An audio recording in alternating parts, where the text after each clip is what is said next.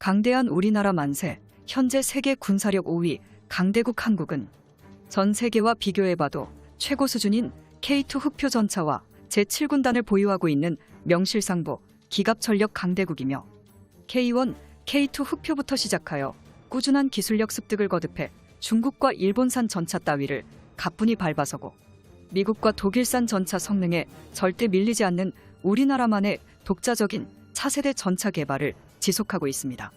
다른 국가들의 전차와 비교해봐도 전혀 손색 없는 3.5세대 K2 흑표 전차를 7군단에서 활용하고 있지만 한국군은 여기서 멈추지 않고 더욱더 강력한 차세대 전차 개발을 원하고 있습니다. 한국이 원하는 전차는 바로 5세대 스텔스 전차 K3 흑표입니다.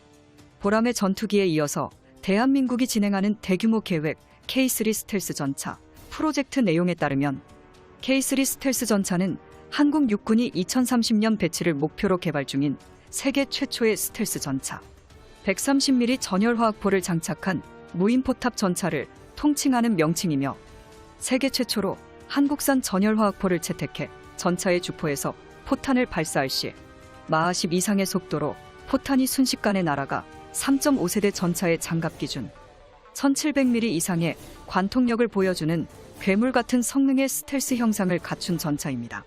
K3 스텔스 전차에 탑재되는 포신인 130mm 전열화학포는 대한민국이 독자적으로 개발을 진행 중인 100% 한국산 주포로 알려져 있으며 전열화학포를 K3 전차에 탑재하기 위해서 펄스 전원 장치의 소형화 기술을 개발 중인 것은 물론 과거부터 존재했던 전차의 큰 위험 요소인 전차포탄과 대전차 로켓, 대전차 미사일뿐만 아니라 박격포탄을 공중에서 요격해 순식간에 지워버리는 고출력 레이저포도 K3 전차에 탑재할 것입니다. 또한 군사위성의 도움을 통해 네트워크 체계와 연동하여 다수의 표적을 동시에 타격할 수 있는 다표적 동시 타격 미사일 개발과 함께 한국은 미사일 포탄 분야에서도 한 걸음 더 발전함에 따라 4세대 전차와 5세대 미래형 전차에 탑재되는 대전차 미사일을 개발해 K3 흑표에 도입하려 합니다.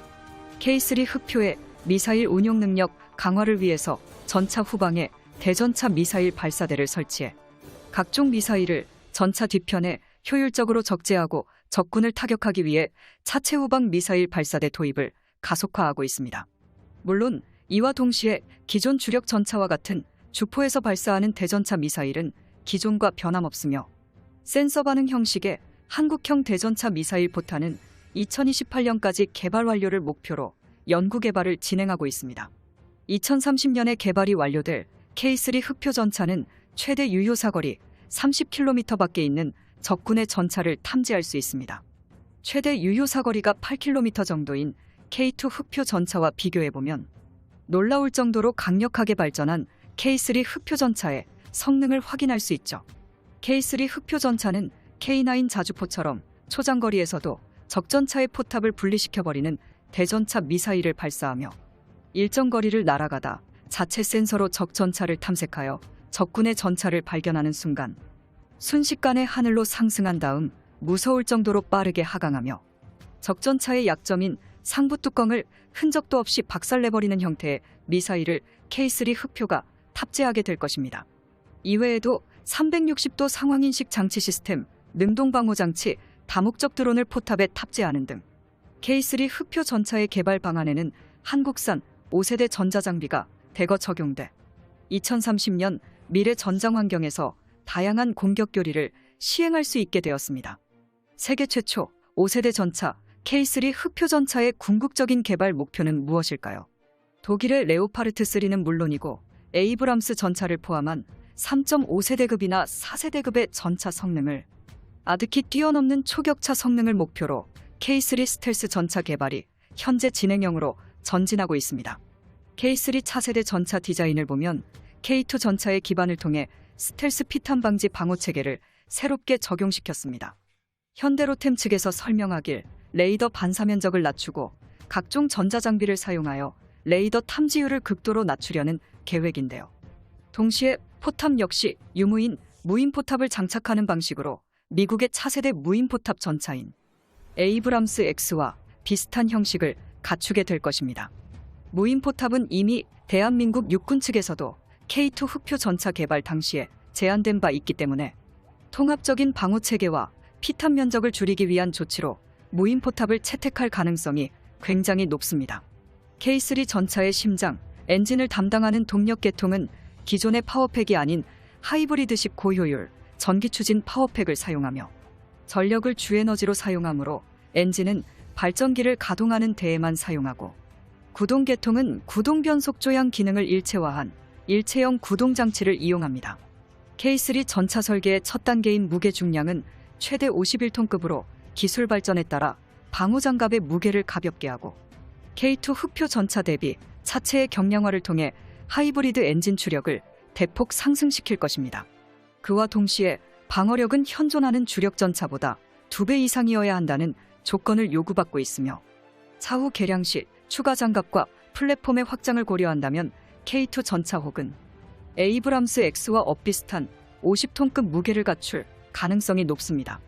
이렇듯 K2 흑표 전차 개발을 통해 발전시킨 기술력으로 130mm 주포와 대전차 미사일까지 탑재하는 방식을 더불어 능동방어 체계와 반응장갑, 포탄 자동장전 시스템 개량을 포함해 인공지능 기반의 차량 운용 체계와 유무인 복합 운용 기술, 스텔스 기능까지 탑재한다면 2030년에는 한국산 K3 흑표 전차에 대항할 적수가 절대 없습니다.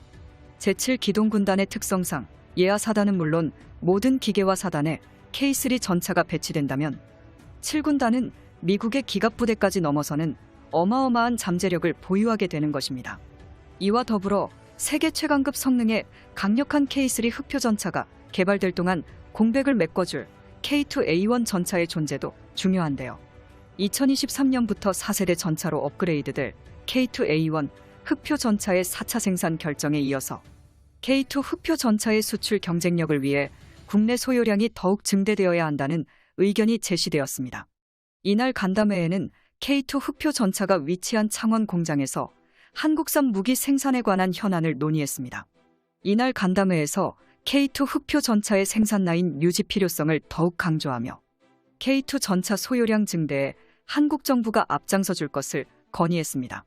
방산기업의 생존과 K2 전차 수출 경쟁력 확보를 위해서 국내 소요량이 증대돼야 한다고 강조했죠. 현대로템은 이미 방위사업청과 약 5,330억 원 규모 K2 전차 4차 물량 납품 계약을 체결한 바 있습니다. K2 흑표 전차의 생산량이 증가되어야 K3 흑표 전차도 바톤을 이어받고 전속력으로 달릴 수 있습니다. 현재 한국군이 보유한 2,400여 대의 전차 중 800여 대의 전차가 7군단에 주둔하고 있습니다. 7군단의 최신의 전차 부대에 K3 전차가 배치될 때까지 강대국 한국의 전차 개발은 멈추지 않습니다. 한국의 영원한 주적, 일본과 중국, 북한을 상륙해 완벽히 박살내버릴 정도의 강력한 화력을 가질 때까지 K3 전차에 관한 정보 영상이었습니다. 영상 이 정보가 유익하셨다면 채널명